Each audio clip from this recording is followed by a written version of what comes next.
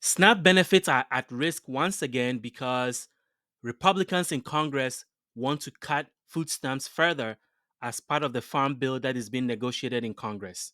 The USDA also released the 2024 maximum benefits and income limits for food stamps. And for those on Social Security, disability, SSI benefits, the COLA was announced a few days ago, and we have updates for you. Those are the 5 things I want to talk about today as part of the Snap EBT news for the week.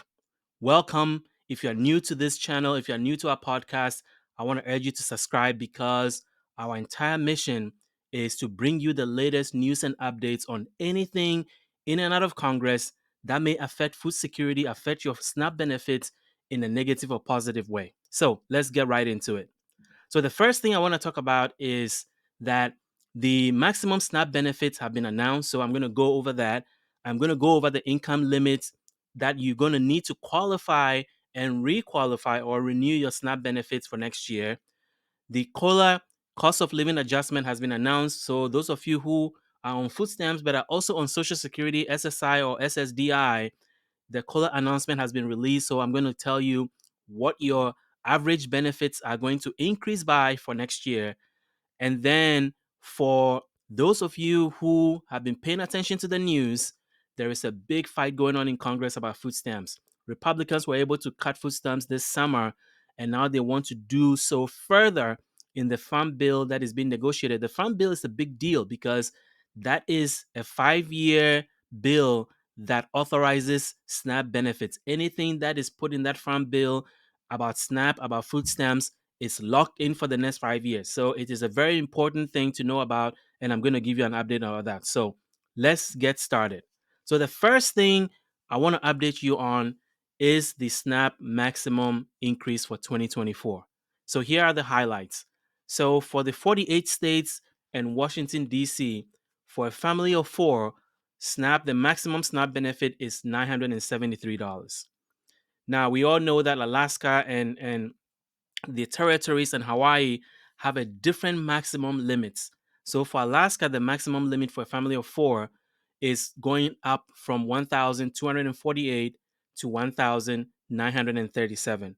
For Guam, it's going to go up to 1,434 for a family of 4. And then for the US Virgin Islands, the maximum SNAP benefits goes up to 1,251 for a family of 4. However, in Hawaii, that is the only state where SNAP benefits, the maximum benefits are going to decrease. So next year, beginning October 1st, 2023, Hawaii maximum SNAP benefits for a family of 4 is going to fall to 1,759.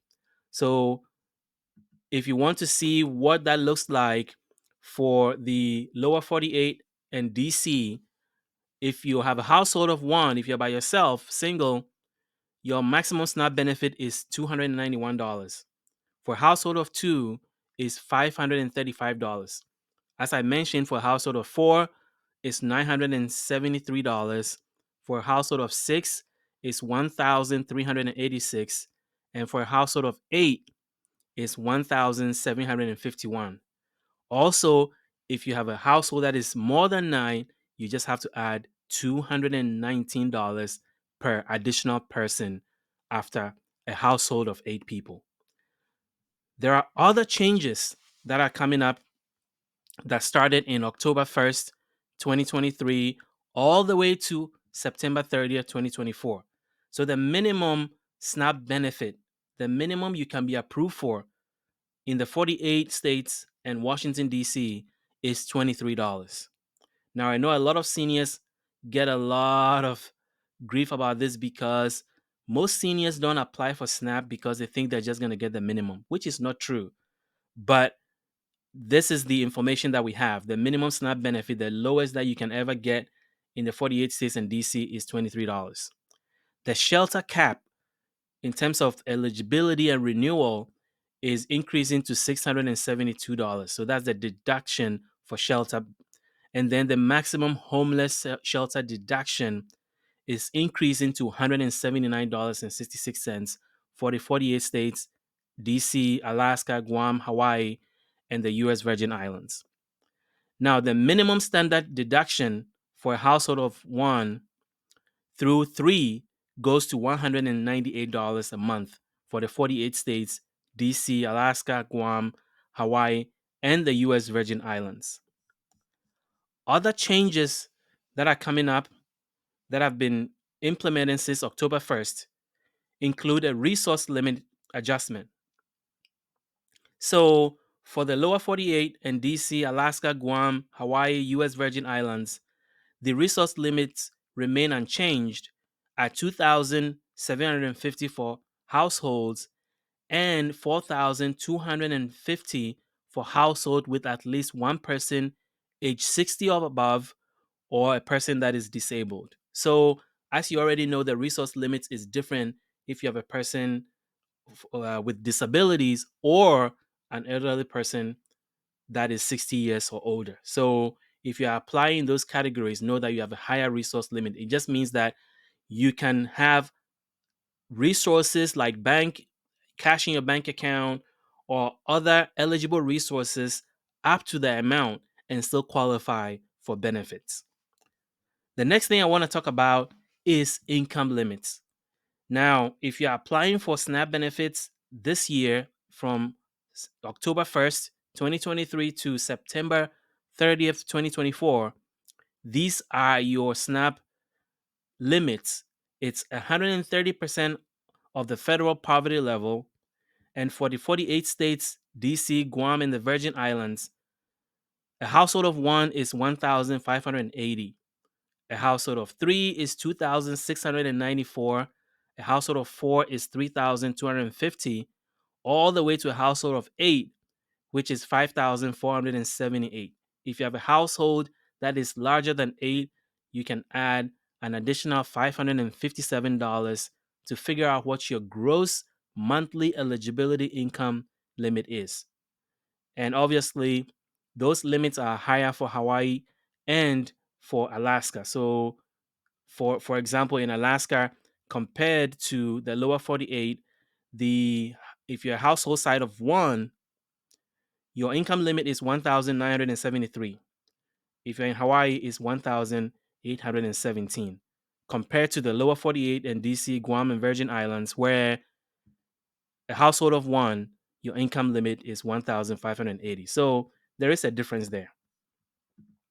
The next is net income. Net income is the income that you arrive at when you are calculating your eligibility after you have taken out all the allowable deductions, shelter deductions, etc. So it's 100% of the federal poverty level. So if you know what the federal poverty level is, then you know what the amount is for the lower 48, DC, Guam, and Virgin Islands.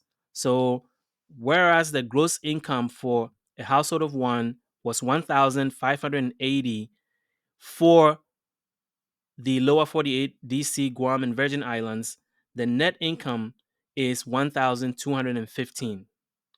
And for Alaska, the net income for a household of 1 is 1,518, and for Hawaii is 1,398. So you can see that after the deduction, your net income limit is lower.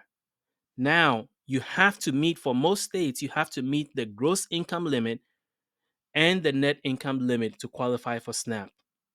If you are elderly over 60 or disabled, there are different income limit eligibility requirements for you, which I'm going to walk through soon. So, this is the gross income limit where with you have a household with elderly or disabled person is 165% of the poverty level.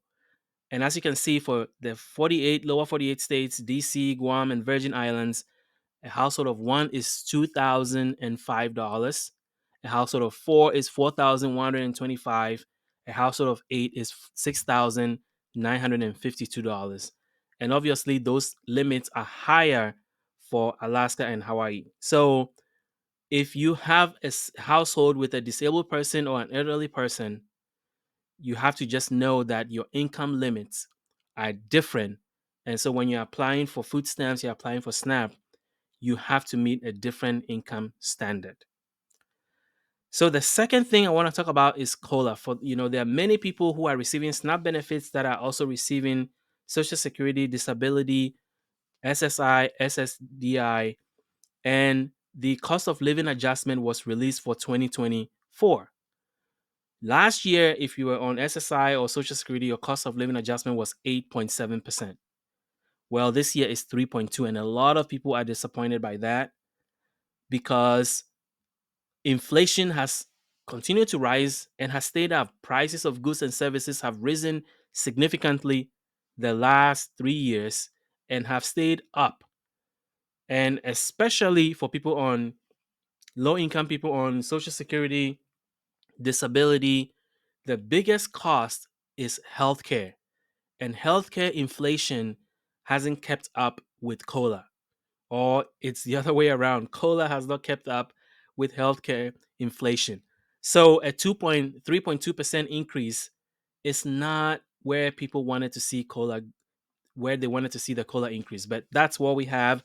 So what does that mean for you? Well, the average benefit for somebody on Social Security is rising from $1,827 to $1,907.